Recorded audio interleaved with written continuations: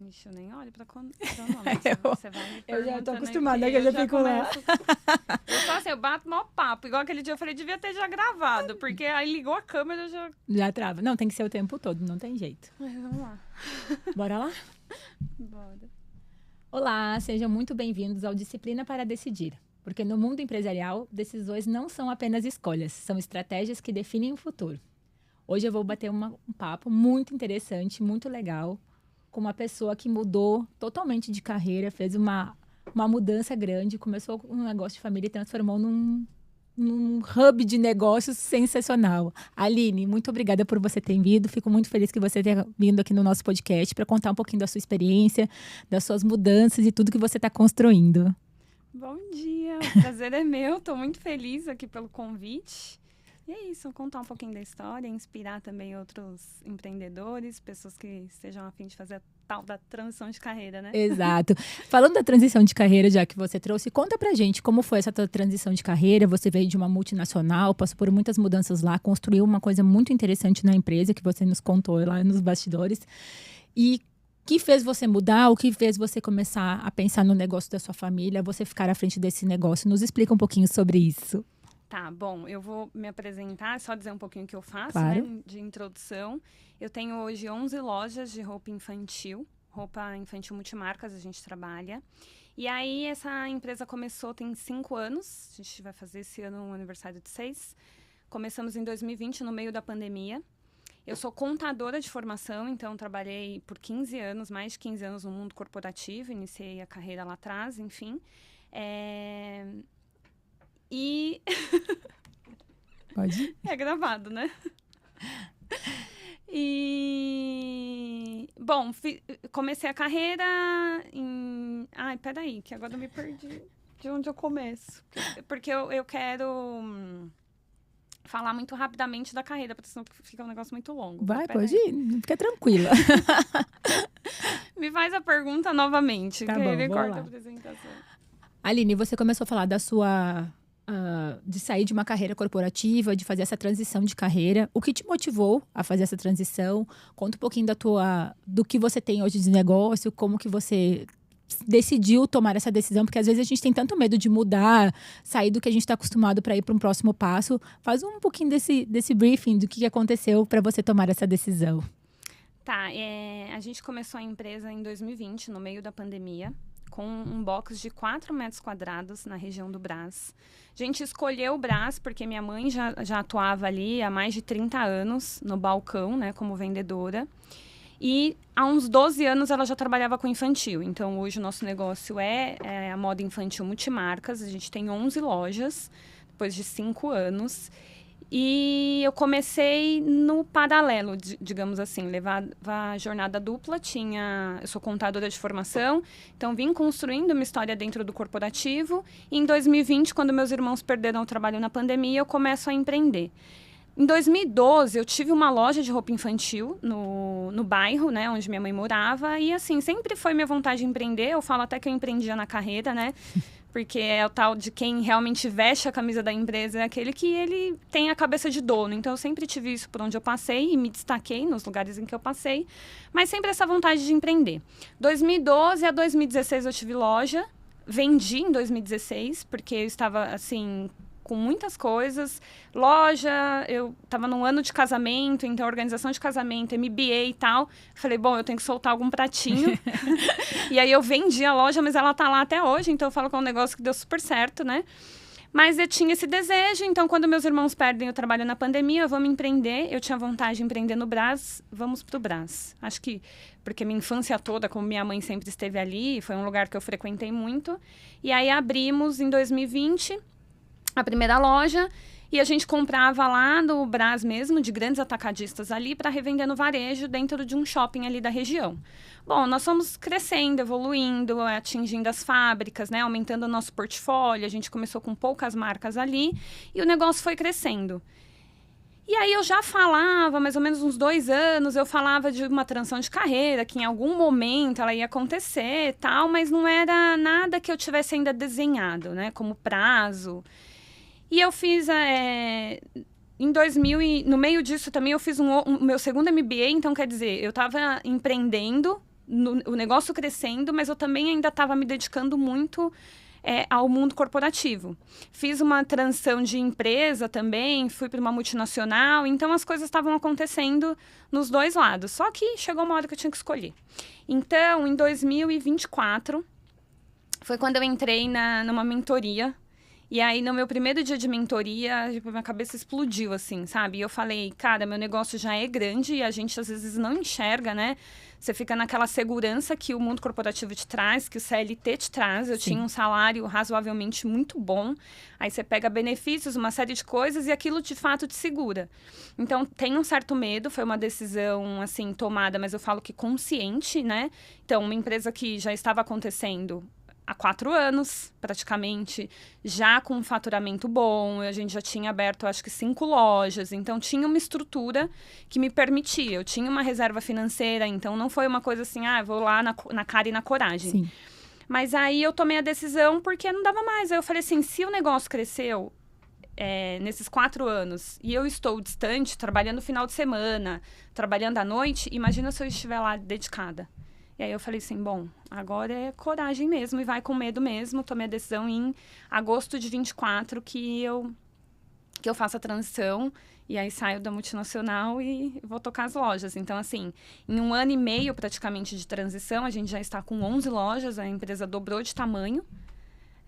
Já fizemos rebranding, já fizemos loja conceito para expansão e a ideia é que a gente agora inicie o modelo de negócio para expansão mesmo. Eu acho que isso é uma coisa legal que você falou, assim, de quando você decidiu se dedicar ao quanto mais cresceu. Então, assim, quando você efetivamente mudou e falou, vou cuidar do negócio, eu acho que é um negócio que já está certo, vou fazer ele dar muito mais certo.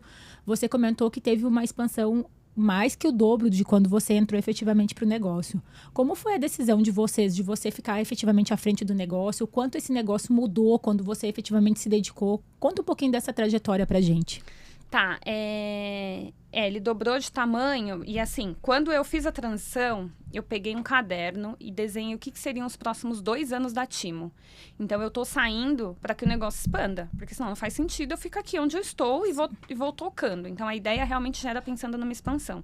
E aí, dentro desses 2 anos, o que eu estabeleci foi exatamente isso. Então, pontos, por exemplo, mudar a marca, que a gente mudou o logo, eu coloquei mascotes, pensando já em posicionamento da marca para o futuro, em licenciados e uma série de coisas que a gente tinha que trabalhar.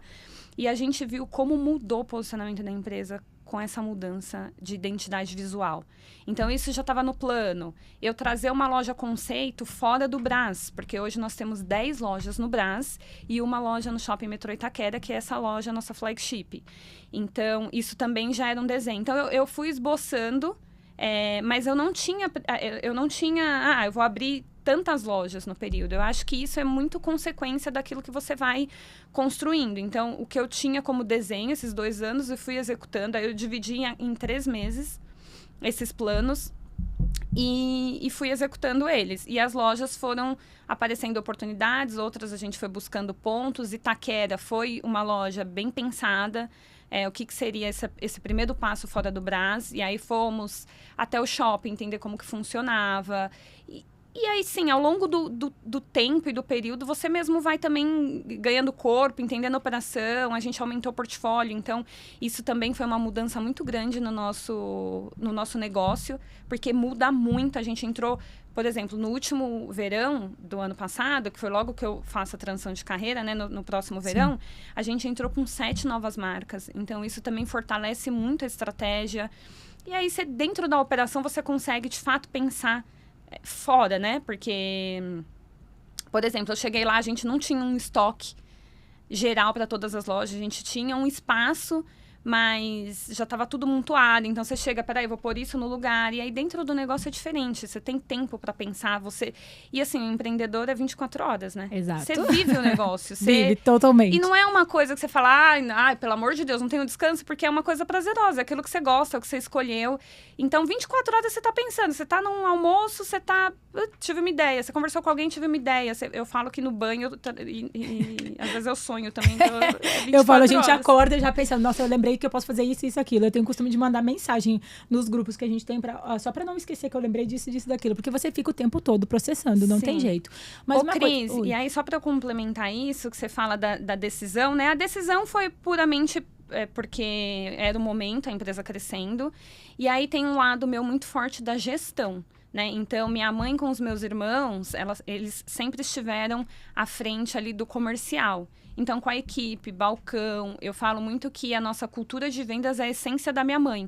Então, a gente começou, depois da transição de carreira, eu comecei a fazer as reuniões com a equipe mensal, que a gente não tinha, então, para a gente fortalecer essa cultura de vendas. Então, isso também foi importante para o crescimento, para dobrar loja, tal, tão rapidamente crescer.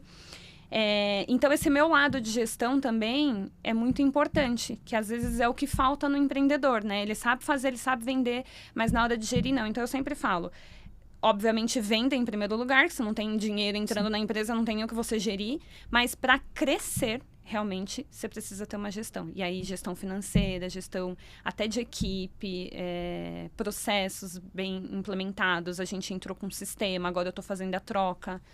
Eu ia te falar muito sobre isso, assim, porque pelo que você comentou, eles têm a venda na veia, né? A vida inteira, sua mãe vendeu no Brás, os teus irmãos também são disso. Mas eu acho que o que fez o diferencial dentro da empresa para conseguir crescer de forma tão organizada e de forma rápida também foi essa gestão, essa estrutura que você tem, essa visão. E isso a gente fala muito quando a gente fala dos nossos vídeos, no nosso podcast que a gente fala da disciplina, as pessoas acharem que a empresa familiar não precisa disso, a empresa familiar pode ficar desse jeito. E, na verdade, a gente fala que a empresa familiar não precisa pensar como uma multinacional de, tipo, ter um departamento, até porque a gente não tem essa estrutura dentro dos nossos negócios. Mas se a gente tiver tudo bem definido e bem desenhado, faz com que a gente consiga crescer de uma forma muito mais organizada e que realmente vai trazer resultados. Eu acho que é muito sobre o que você falou agora, né? Então, o que você mudou, assim, da estrutura do que eles tinham, porque o deles é venda o tempo todo, para você fazer essa estrutura? Como foi a receptividade? Como você encara isso num negócio familiar para que possa ter futuro e que dê certo?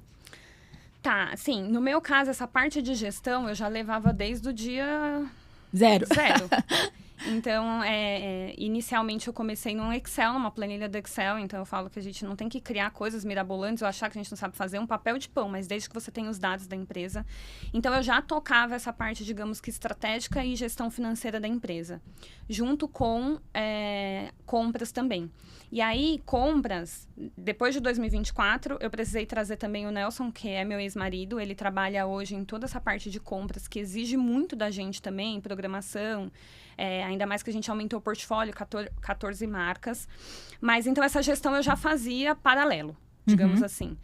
O que acontece na mudança foi super receptivo. Meus irmãos acharam, assim, muito bom eu estar na operação, porque você vai estar dedicado 100% para isso. Exato. Então, assim, eu não tive grandes questões. Eu acho que o que dentro da família, né, de você empreender dentro da família é realmente determinar o que é a responsabilidade de cada um. Eu sempre deixei muito claro para eles que eu falei, gente, enquanto a gente está aqui, todo mundo trabalhando dentro da empresa, a nossa visão é que a gente é funcionário aqui. Então, a gente separa muito bem o que é função como funcionário. Se você sair dessa função, eu tenho que colocar outra pessoa. E o momento que você é sócio, que a gente vai dividir lucro, que a gente vai tomar decisões juntos, que a gente vai olhar para a estratégia. Mas eu acho que o que se perde muito, as pessoas, é achar isso, eu sou o dono, você não é, você é funcionário da empresa. Enquanto a empresa precisa de você ali, exercendo aquela função, você precisa ter esse olhar. Então, a gente deixa tudo isso muito bem definido. Eu falo da comunicação muito clara, né? Às vezes fica com o dedo que fala que é família, não tem isso. Aqui é assim, então deixar todo mundo também muito livre. Até no caso, se você quiser empreender em outro lugar, não tem problema. Se é só uma coisa é sócio, outra coisa é função. Então, foi isso que eu estabeleci desde o início, assim, e uma comunicação clara. E eu acho que isso faz toda a diferença no negócio, porque assim, as pessoas não ficam com dúvida de como vai ficar e como vai ser, já está tudo definido. E é isso que a gente fala muito para as empresas familiares, gente, não é que precisa fazer as coisas mirabolantes, mas faz o básico bem feito, que você vai saber exatamente qual é a tua previsibilidade. E eu acho que isso também, Aline, que você traz um pouco, é de você entender o teu produto, o teu cliente. Hoje a gente vê muitas empresas sofrendo para não saber nem quanto vale o serviço ou o produto dela. Então é o que a gente fala muito assim, você vai ter que fechar um contrato, vai fazer uma venda de 500 mil reais. Aí você vai olhar e falar, nossa, 500 mil reais é óbvio que eu vou fazer. Sim, mas qual é o custo, quanto você vai ter que pensar? Então, as pessoas não têm isso planilhado, elas não conseguem nem saber se isso é bom ou ruim. Então, a gente fala, o mínimo de estrutura tem que ter, né?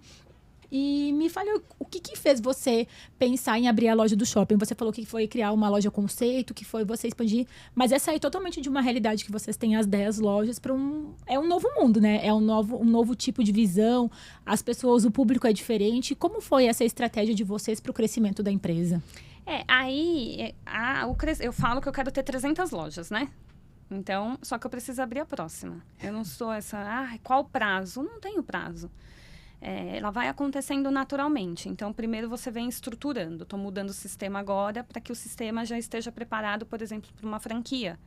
Então, em algum momento, ele vai estar pronto, preparado e a gente começa. Então, para eu sair do Brás, e como eu já tinha essa pretensão, naquele diagnóstico dos 2 anos que eu desenhei, a minha pretensão já era esse crescimento, né? A gente fala além do Brás e até para o Brasil. Então, naturalmente, eu já tinha que ter uma operação fora. Uma operação fora para eu validar logística, para eu validar tributário, jurídica, equipe, a distância, uma série de coisas. Porque quando a gente fala Operação Brás, a gente tem 10 lojas em uma, né? Exato. Porque ali é tudo fácil. Um funcionário faltou, você coloca outro. Você puxou de uma loja para outra, né? A mercadoria tá ali perto. Não repôs mercadoria, corre o estoquista e entrega. Então, é muito fácil, né? Sim, a gente fala. Da logística, né? Da logística, da operação em si. Então, eu precisava ter uma loja, começar com uma loja fora do Brás para testar toda essa operação fora.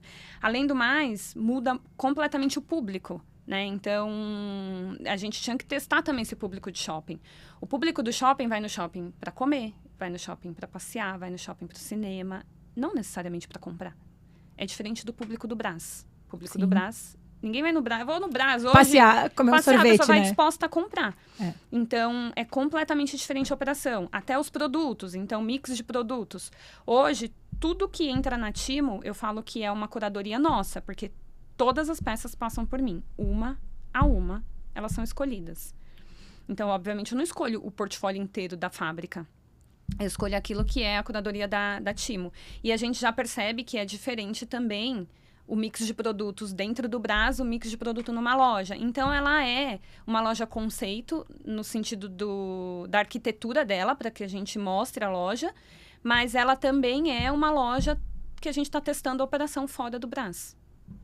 Perfeito. Aline, o que você acha que contribuiu à sua formação de contabilidade, desse mercado, assim, do multinacional, dessas empresas grandes, para o negócio, efetivamente? Porque a gente sempre fala assim, o negócio é diferente, as coisas são diferentes. Mas muito do que a gente viveu na nossa carreira, na nossa vida, pode contribuir de alguma forma. Acho que essa parte que você falou da curadoria que você faz, eu achei sensacional quando você contou a primeira vez, porque mostra que vocês têm um pequeno detalhe no negócio. Porque, assim, mesmo tendo 11 lojas, tendo um grande volume de vendas e tudo mais, mas você se preocupa com os pequenos detalhes. E eu acho que isso que faz a diferença e faz vocês terem esse sucesso todo. Mas o que você acha que da tua carreira corporativa te ajudou efetivamente para você fazer essa expansão da Timo, para você crescer tanto e você ter essa visão que talvez a sua mãe lá como vendedora direta não tenha, de você às vezes criar uma franquia, de ter 300 lojas. O que você acha que isso te ajudou de alguma forma para o negócio? Não, ajudou totalmente. Minha experiência no mundo corporativo. Quando você fala até, vou só complementar essa questão de quando você fala de ter esse cuidado, isso e aquilo, eu acho que isso é a essência, né? Outro dia eu estava até conversando com alguém que, o que você tem que delegar? E eu falei, tem que tomar muito cuidado. Era até um fornecedor que ele falou assim, em algum momento você vai ter que delegar a compra. E eu falei, mas a compra é a essência da empresa. Principalmente sendo esse portfólio, né, que a gente escolhe, curadoria Timo mesmo. Mas, voltando para a minha carreira, fez total diferença. Isso porque eu tenho... Primeiro que eu vi em grandes empresas, estruturei, eu atendi auditoria, olhava balanço, via o número realmente para tomada de decisão da empresa. Eu fechava um número para tomada de decisão da empresa. E a contabilidade hoje é usada muito para isso, né? Antigamente não, a gente via a contabilidade como é uma obrigação para o governo. Hoje as grandes empresas elas trabalham para tomada de decisão através da contabilidade. Então, além disso, dentro do mundo corporativo, eu tinha liderança, né? Então, você aprende liderança. Você tem processos, então você aprende sobre processos. Eu participei de implementação de SAP. Então, você tem toda uma noção dentro do sistema, era key user. Então, assim, foi uma experiência gigantesca. Eu tive experiência de M&A, então eu participei da venda de uma empresa, inclusive, quando eu fui para a multinacional. Eu fui a responsável técnica pela operação. Então, assim, eu tenho hoje controles dentro da minha empresa de multinacional. Por quê? Porque é uma conciliação, é você saber sua margem, é ter dados na hora de você comprar. Para você, eu falo que antes de você comprar, você precisa estruturar metas de vendas. Então, a gente tem todo um planejamento financeiro do que é a nossa meta. A partir da meta, eu sei quanto eu vou vender, então eu sei quanto eu vou comprar, quanto que eu compro de cada produto, tudo isso planilhado, Excel, dados. Então, assim, minha experiência fez total diferença no negócio. Eu acho que você trouxe uma coisa muito importante que eu acho que as pequenas e médias empresas às vezes não param para ver. A contabilidade. A gente entende que o contador é aquele que vai te mandar a guia para pagar lá do final do mês, tá pago aqui e tal. Mas, na verdade, ele pode te trazer que você não precisa contratar alguém direto para tua empresa, se você não tem essa estrutura hoje, mas você pode buscar com o contador informações, buscar dados que vão fazer toda a diferença na decisão do teu negócio. Então, eu acho que isso você trouxe é muito legal, porque as pessoas não pensam assim, né? As pessoas pensam, o contador vai me mandar lá, tá atrasado o meu imposto e tal. Eu acho que tem muita cultura ainda de que a contabilidade não é um decisor. E eu uso isso também para o jurídico, assim, como uma analogia. As empresas entendem, às vezes, o contador um pouco mais eficiente nessa parte de dados, ou um jurídico que te ajude na estruturação de contratos e tudo mais, como um custo. E não como um investimento que pode ser um decisor. E você trouxe outro dado que eu falo muito, as grandes empresas, elas não têm os departamentos todos bem definidos e tudo isso para ter curso. Elas têm para fazer uma decisão estratégica para saber se vai crescer, se vai reduzir e tudo. Então, eu acho que essa parte da contabilidade é um olhar que as empresas ainda não têm. Pegando a realidade que você tem ali do Brás, que você conhece os outros lojistas, quanto você acha que as empresas são bem estruturadas para esse crescimento, assim, em termos da parte financeira, da parte de controle de estoque? O que você vê da tua realidade diária lá, dos concorrentes menores que tem ali perto do Brás? O que você nos conta disso? Você falou de jurídico. O ano passado a gente entrou com jurídico na empresa, então esse é um ponto, assim, importantíssimo. Eu tenho uma contabilidade que hoje não é a minha contabilidade que eu chamo de gerencial para tomada de decisão, porque eu faço isso internamente e sei fazer. Mas é muito importante, né, que as pessoas tenham quais são os principais dados que elas precisam. Então, quanto você vendeu? Tem gente que não sabe quanto vendeu. Exato. Se você pedir qual é o seu último faturamento de 6 meses? Não sabe. Ou sabe, eu acho que foi isso. Quantidade de peças, então a gente entra no detalhe realmente para você conseguir projetar. Então, isso também é muito importante, você saber quem que você tem que trazer para a empresa. Se você não tem isso, contrata. Então, tenha um contador e peça para ele não só gerar a guia e fechar a folha, né? Que é o que a maioria faz. É essa cultura, mas fala, eu preciso de alguém que me traga os dados da empresa. Então, enviar as informações bancárias lá e tudo que aconteceu para que ele te traga. E o jurídico super importante também, porque a gente vai crescendo e a gente vai sentindo a necessidade para a gente ir colocando as coisas no lugar certo, né? A realidade das lojas lá, o que você tem? E aí, a realidade das lojas lá que eu vejo, a gente vê assim, a gente já viu muita gente fechando, porque se não tem gestão, não avança muito, E no mais, pode ser que esteja sobrevivendo, assim. A verdade é essa. Eu acho que a empresa até sobrevive. Ali é um ambiente de muita oportunidade, né? De vendas. Então, se você tiver um bom produto, se você fizer um bom trabalho no balcão, é muito carente de atendimento, você vai vender. E pode até sobreviver, se seu ganha-pão, isso sim. Mas eu falo de um modelo realmente de crescimento, né? De expansão.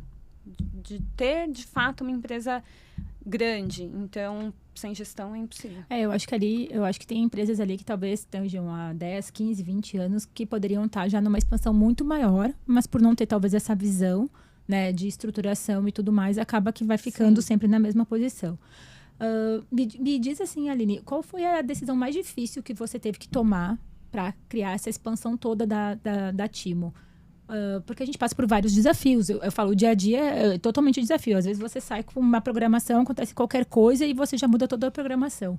Mas para você fazer essa expansão, assim, para você mudar um pouco a cara, fazer o rebrand, fazer tudo, qual foi a decisão mais difícil que você teve que tomar à frente da empresa? Cris, a decisão mais difícil foi a transição. A transição. Eu, por si só, eu sempre fui empreendedora, assim, eu não tenho medo, eu faço as coisas, como eu tenho a gestão, como eu tenho o número, como eu tenho o dado, são decisões muito pautadas em estratégia, assim, tá organizado, em fluxo de caixa, tal. Então, isso não te dá aquele medo, porque você não tá arriscando. Meu Deus, eu tô investindo nisso daqui, mas eu não sei se eu vou pagar. Entendeu? Então, assim, eu não tive uma decisão difícil. Eu falar, não sei o que fazer, isso não. Porque eu vou fazendo as coisas já muito bem programadas, assim. A transição de carreira foi a decisão mais difícil. Mais difícil. E como que é hoje para você estabelecer que você faz agora a cultura de vendas, que você faz reunião com a equipe? Como foi essa mudança para a equipe, de uma forma geral, começar a ter esses treinamentos mais próximos, ter um acompanhamento mais próximo? Porque a gente sabe que quem se preocupa com vendas, o foco é vender, não preciso treinar, eu já sei isso aqui há muito tempo, normalmente a gente fala isso. Como que foi a receptividade da equipe quando você chegou efetivamente, você começou com esses processos para que todo mundo mais ou menos fizesse igual, para que todo mundo soubesse do mesmo controle? Como foi a receptividade das pessoas? Sempre tem uma resistência, né? Porque a gente faz, termina o expediente, vamos fazer reunião. Então, todo mês tem, no começo. Mas hoje a gente viu, assim, a mudança.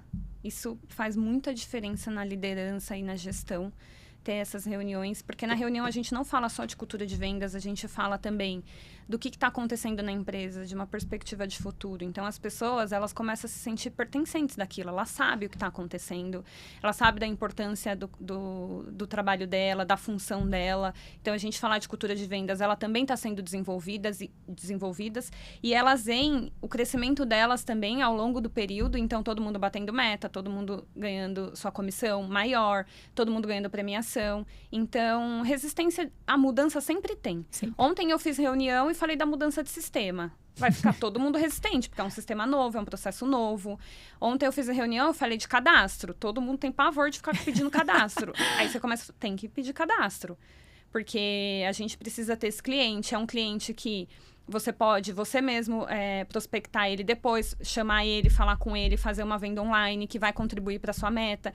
Então, eu acho que quando você tem uma comunicação clara e as pessoas entendem para que elas estão fazendo aquilo, aí flui melhor. Uma das coisas que a gente conversou da outra vez que a gente se encontrou, você falou sobre esses processos todos e me remeteu muito à questão, assim, que a gente até estava falando sobre isso esses dias num vídeo que a gente gravou, que as empresas não querem se organizar porque elas acham que não é necessário. Aí, quando começa a chegar processo, as pessoas falam, mas eu não sei por que chegou esse processo. E você me comentou lá que você, posso dizer que praticamente não tem processos trabalhistas nenhum hoje. O quanto isso você entende que é cultural, assim, de você criar essa cultura dentro das pessoas, de você criar esses processos, você, na verdade, vai estar reduzindo um custo futuro lá na frente, que a maioria das empresas nem para olhar isso. Porque tem gente que às vezes perde um processo trabalhista porque não tem documentação, né? Então já começa aí. Essa organização. E aí a pessoa vai lá, fala o que quer.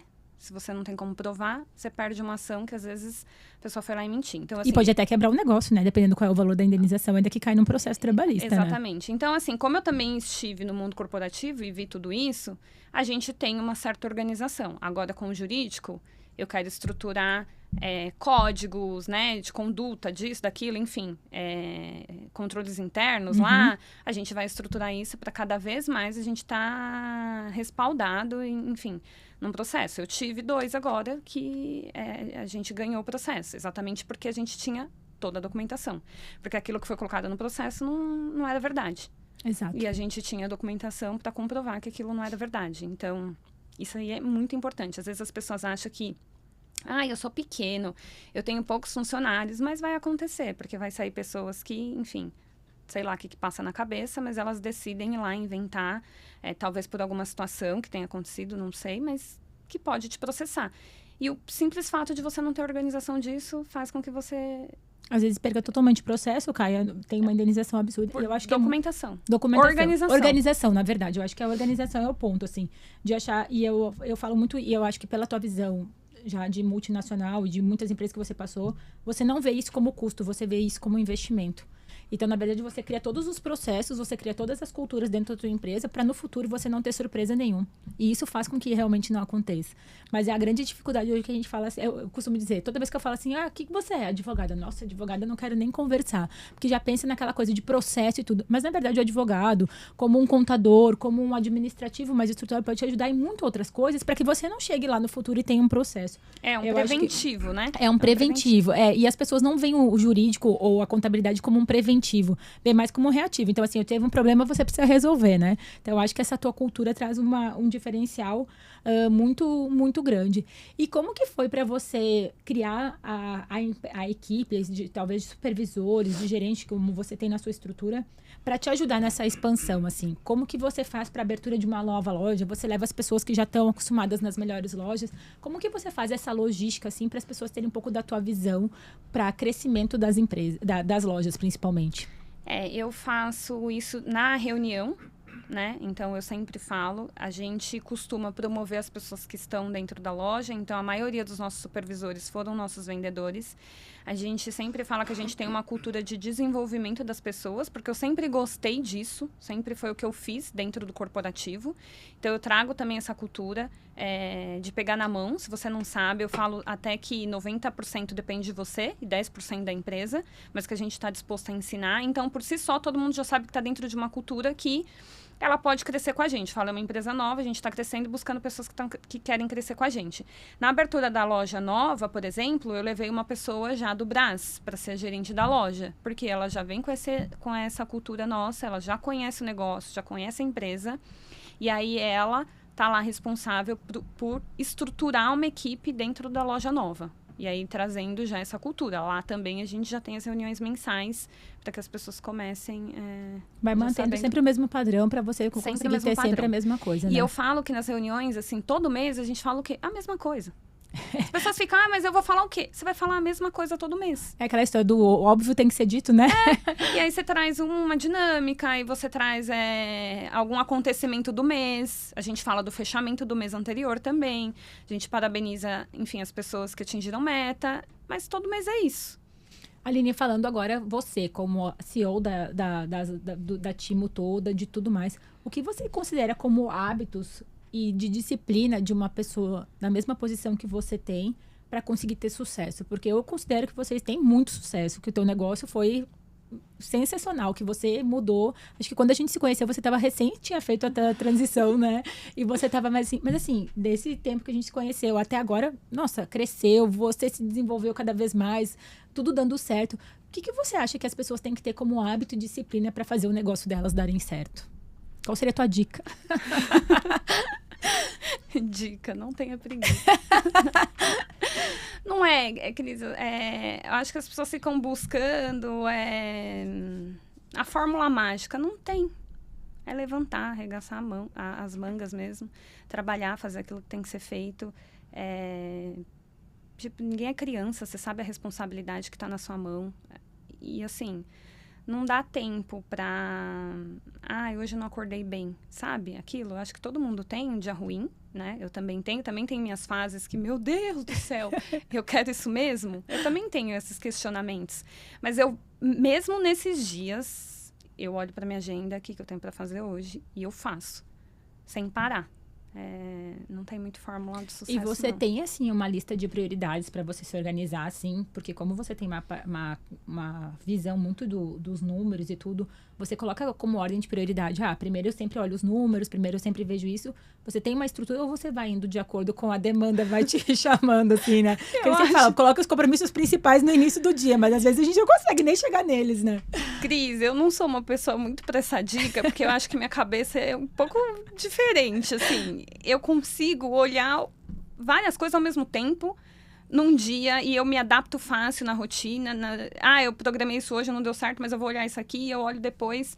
Agora, tem coisas que não dá pra passar, então você vai pegar um contas a pagar. Ele tem que acontecer, sabe? Você pegar alguma situação que, quando é a reunião, ela tem que acontecer. Então, tem coisas na agenda que eu não consigo mudar, que eu vou organizando uma agenda mesmo no celular. Tem o fechamento do mês. Tem programação, por exemplo, quando vai fazer programação, que eu dependo do calendário do fornecedor. Então, o que são coisas estratégicas que, assim, isso você não pode atrasar, isso você não pode prolongar, tal. Eu vou encaixando bem, sabe? Mas minha cabeça, ela vai muito... num dia só, eu navego em todos os departamentos, eu entro no estoque, eu resolvo estoque, eu compro não sei o quê. Agora que a gente estava em reforma, que a gente mudou...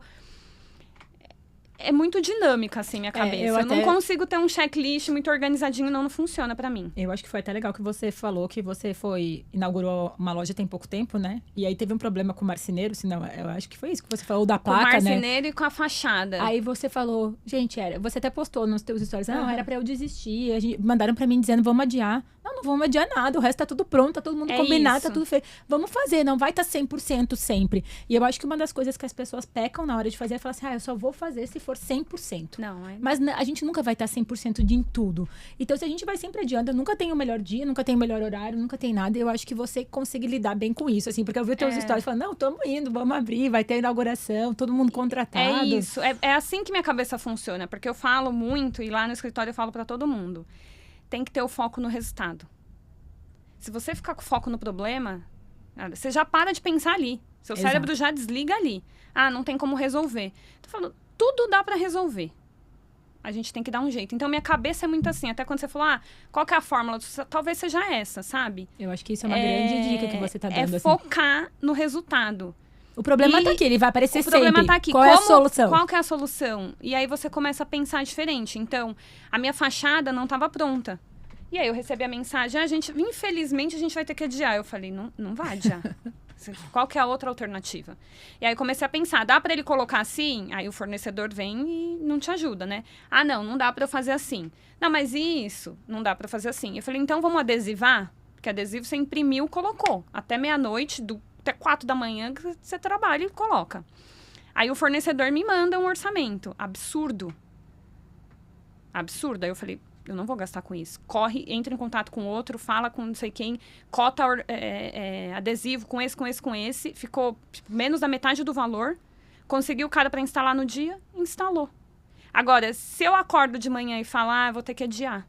Já nem bem minha fachada não foi instalada até hoje. Olha só. Imagina se eu tô esperando uma fachada bonita para inaugurar. Minha loja tá lá vendendo. Então, eu acho que esse é um ponto crucial para o empreendedor. Não esperar o momento... Acho que para tudo na vida, né? Tudo. Acho que é tudo. Acho que vale para tudo. Assim, claro que no negócio você tem que ter essa decisão um pouco mais rápida. Mas eu acho que é tudo que a gente nunca vai ter o 100%. O dia perfeito, maravilhoso, que vai dar tudo, né? Tem um ponto do corporativo que era muito assim... Todas as vezes que... Tinha gente que às vezes era... promovida, né? Ou seria... não, mas eu não tô preparado. Mas como que você vai estar preparado para uma coisa que você nunca foi? Exato. Eu nunca tive medo. Você vai se preparar no decorrer do caminho, Você vai se né? preparar. Se alguém tá te dando a oportunidade, é porque enxergou algum potencial em você. Então, eu nunca tive medo de assumir coisas, sabe? Porque... preparada eu nunca vou estar. Eu nunca fiz isso, gente. Como que eu vou saber fazer? Exato. Acho que isso é a tua dica melhor, assim. Que eu tenho visto muito você falar sobre isso e eu achei que é muito legal. Não vou focar no problema, vou focar na solução. Agora, o que a gente quer saber é uma fofoquinha dos bastidores lá. Como é crescer tão rápido? Como foi, assim, os bastidores disso tudo, assim? Porque eu imagino você falando com a sua mãe, falando, mãe, hoje a gente tá com 4 lojas, amanhã a gente vai estar com 7. Eu quero chegar a 300 lojas. Tua mãe deve ficar, meu Deus, menina, onde você vai parar? Conta um pouquinho desses bastidores, assim, como é essa tua visão pra você passar pra eles, como que é a receptividade, principalmente de mãe, né? Porque a mãe fala assim, essa menina tá doida, né? Mais ou menos assim. E eu sou a irmã mais velha também, né? Então, meus irmãos já me conhecem. Mas, assim, é tão engraçado que a gente que vai fazendo, você tá focado em fazer, né? Eu falo sempre até que o dinheiro, inclusive, é uma consequência. Então, a gente tá ali focada no trabalho. Parece que você não enxerga esse crescimento todo. Às vezes, as pessoas me falam alguma coisa, eu falo, meu Deus, eu já tô assim. Ou, às vezes, a gente tem, como teve, reclamações de algumas pessoas no nosso fornecedor e tal. Eu falei, gente, é uma loja, o povo tá preocupado. A gente é muito pé no chão. Então, eu falo dessas 300 lojas com muita naturalidade, porque também, se elas não acontecerem, tanto faz, entendeu? Eu não preciso provar, é um desejo e eu tô trabalhando para ele, mas com muito pé no chão, com leveza. Todo mundo lá ama o que faz. Então, a gente vai pro Brás, a gente adora aquele lugar, a gente adora o lugar, a gente adora nosso trabalho, a gente adora fechar a programação, a gente vai viajar pro Sul. Então, a gente vai fazendo com leveza, mas com gestão. Então, é isso que faz com que a gente consiga tomar as decisões certas. Quando aparece, muitas lojas foram oportunidades dentro do Brás. Não estava lá desenhado para eu abrir. Itaquera foi minha loja mais organizada. No Brás não estava, mas apareceu uma oportunidade, a gente está com caixa, a gente está organizado, a gente, enfim, tem os números, os dados. Mas eu acho que é muito essa leveza, assim, Eu acho que isso é muito dia a dia, você vai aprendendo com a operação e você vai implementando coisas novas. Eu acho que também o fato de você estar focada 100% no negócio, e você tá lá na operação, acho que traz uma segurança para todo mundo que participa dessas mudanças também, né? Porque você sabe como funciona o estoque, você sabe como funciona a venda, você sabe como funciona aí o sistema, você sabe qual é a contabilidade. Então, o assim, digital. Exato. Eu gravando agora os vídeos, né? Mas o que eu acho que é legal é isso, assim, você não é necessariamente você fazer tudo, mas você saber exatamente como as coisas funcionam. Se algum vendedor vai chegar para você assim, nossa, olha, tô com um problema aqui, tá acontecendo, você sabe exatamente o que é a dor dele, se a dor faz sentido, se não faz, se a pessoa... Porque eu acho que essa proximidade é que faz o negócio ser diferente. Porque o que a gente vê, tem lojas gigantes aí que vendem, mas você não tem um bom atendimento, você não tem uma curadoria exata das peças, você vai comprar a roupa, você chega em casa, a roupa já descosturou, a roupa... Então, eu acho que isso faz com que você traz essa leveza para as pessoas, e eu acho que as pessoas acabam trabalhando com essa mesma leveza que você traz. Isso é um pouco da minha cabeça funcionar, né, em tudo. Na contabilidade eu já fazia isso, porque eu lidava com todos os departamentos. E... eu ia complementar com alguma coisa, eu esqueci. Mas vamos. Vai, não tem problema. Eu acho que uma outra coisa que é legal da gente falar, Aline, é que você traz uma visão de crescimento diferente daquela pessoa que está sempre apagando o incêndio, né? Então, tipo assim, eu quero crescer para 300 lojas, mas eu tô crescendo com uma estrutura, eu tenho números que me dizem se eu vou conseguir chegar lá, eu vou comprar outra oportunidade da loja, porque eu tenho caixa, eu tenho fluxo, eu tenho estoque que funciona. E a maioria dessas empresas que a gente vê, elas fazem tudo apagando incêndio. Então, tipo assim, aqui deu um problema, eu vou apagar esse incêndio aqui, mas eu não tô com a visão do outro negócio lá. O que você acha que as pessoas fazem, assim, que elas não conseguem ter essa... Eu acho que é uma abertura de mentalidade. Eu acho que você falou que você participou de uma mentoria, que eu acho que ajuda muito a gente ter uma visão diferente das coisas também. Mas o que você acha que faz com que o empresário esteja sempre apagando incêndio? O que eu costumo dizer aqui em São Paulo é que você, quando pergunta das pessoas, as pessoas falam dos negócios, não falam delas, né? Acho que é porque para dizer que talvez é importante ou porque... Não sei que é assim. Como eu sou do Sul, eu tenho essa visão muito assim. Você pergunta pra pessoa, tá tudo bem? Eu tô trabalhando muito. Não, mas eu não quero saber do seu trabalho, quero saber disso. Mas parece que é sempre querendo mostrar que você tá sempre resolvendo algum problema, que você apagando alguma coisa. Qual que é a tua visão sobre isso, assim? São Paulo não é a primeira vez que eu escuto isso. Eu acho que a gente tá sempre correndo, né? Sempre. Eu lembro uma época que eu chegava no trabalho e eu descia a rua, saía do metrô e descia a rua correndo. Aí um dia eu me perguntei, eu falei, mas por que eu tô correndo? Sei lá, é cultural de quem nasceu em São Paulo. Exato. Mas eu acho que, disso que você me falou, que eu consigo, enfim, olhar para tudo, é muita estruturação de equipe. Né? Eu estava falando do tal, até fiz um vídeo recentemente que eu vou postar em relação ao tal do operacional. Você sai do operacional, você não sai do operacional, tal, mas eu acho que o operacional é igual. Essa reunião de equipe, ela é operacional, mas ela é estratégica, ela é importante.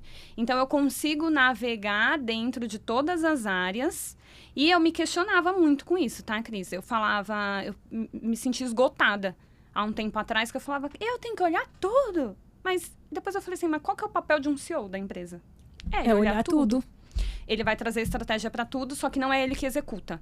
Então, essa estruturação de equipe, de responsabilidade, quem faz o quê, quem toma conta do quê. Por exemplo, eu não falo com o vendedor no dia a dia da loja, porque tem a minha mãe e meu irmão que são supervisores. Então, estruturar uma equipe que seja capaz de executar e aquilo que você está trazendo como estratégia.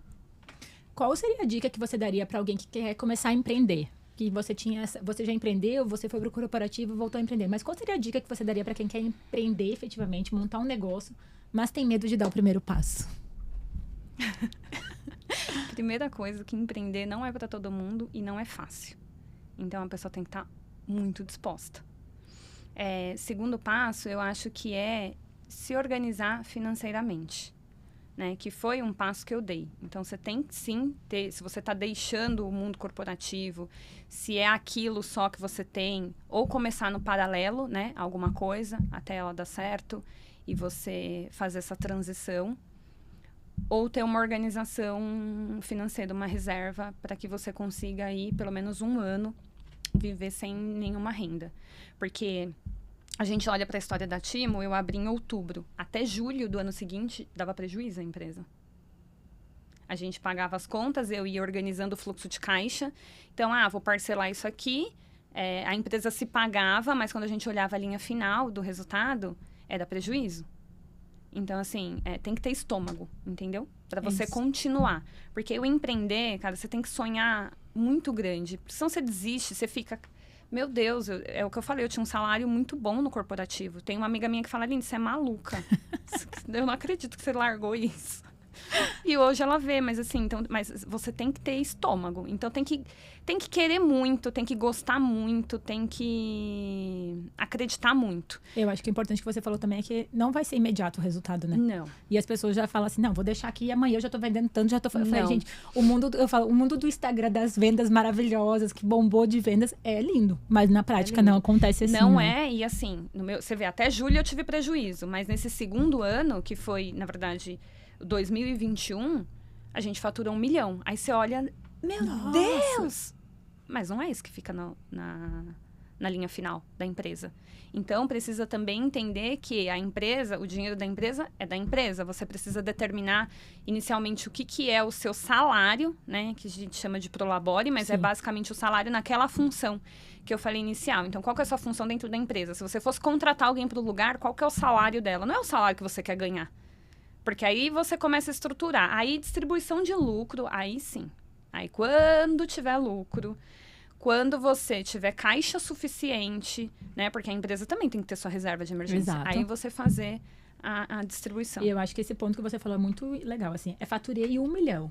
Mas quanto sobrou na linha final de lucro? Porque faturar, você pode faturar 5, 10, 15 milhões. Mas e quanto sobra efetivamente para ver se o seu negócio é lucrativo ou não? Exatamente. E as pessoas não param para olhar, né? Aline, eu queria te agradecer por esse bate-papo. Foi muito legal conversar com você, trazer para as pessoas conhecerem um pouquinho da tua história.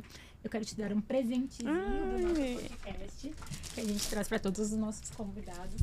É uma lembrancinha, pelo um agradecimento por você ter vindo. Agradeço muito, a conversa foi muito boa. Foi. E as decisões constroem empresas. Disciplina sustenta legados. Nos vemos nos próximos episódios do Disciplina para Decidir.